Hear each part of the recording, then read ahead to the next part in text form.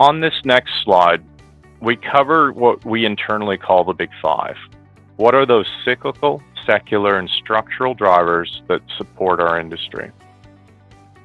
Now, whether we start at the tip of the spear with decarbonization and some of the trends around energy transition being much more metals intensive than historic fossil fuel driven energy generation and transmission, decarbonization is a game changer within our industry.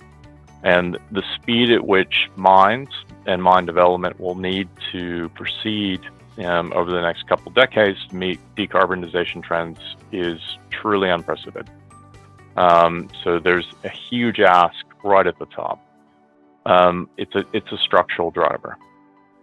Now, underneath that, we have just general consumption. We highlight that there are 6.5 billion people within upper and lower middle income countries.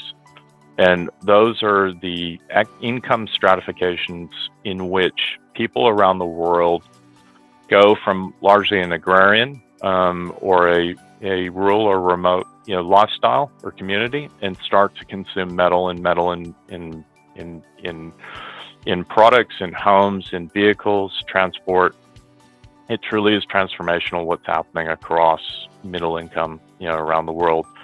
And just the growth of that sector, supports the volumetric growth and demand, for metals and mine material.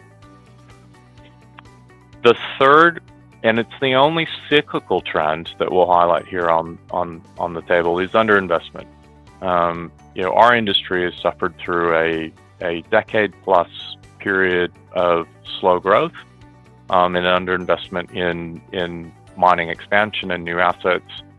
And that underinvestment is really starting to bite at the moment. And we'll provide some detail and some stats, to help substantiate that point. But really what we're observing is a reluctance for operating mines as well as investors to commit new capital to new projects. And that's creating a tremendous opportunity set for RCF, to be early into the better investments, that we see across our industry. Fourthly, geopolitics.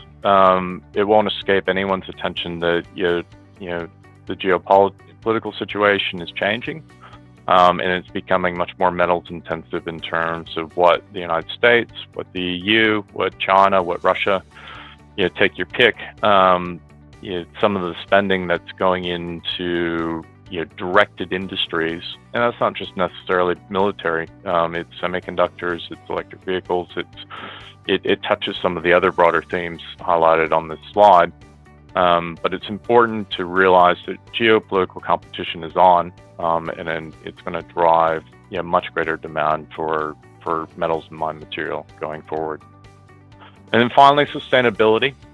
Think of this as ESG, but also think about this as metals and mine products as being probably the most recyclable and sustainable across the 6 primary areas of natural resources or commodities. So, with that, we take a lot of pride in terms of what we're investing in terms of most of the copper, most of the aluminum. You can just pick your metal, but once it's above ground, it enters the circular economy, and it comes back around and it broadens the base upon which global economic growth is built.